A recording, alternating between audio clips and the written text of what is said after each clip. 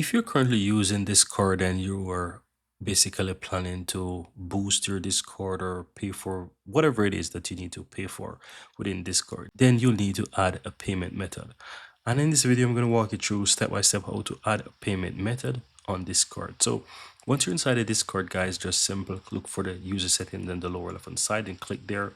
And you want to scroll down and find billing. Once you click there, you'll be able to find a section that says add payment method. If you have any connected already, you'll be able to find them here. But if you're doing this for the first time, then most likely you haven't got any payment method set up and want to do so.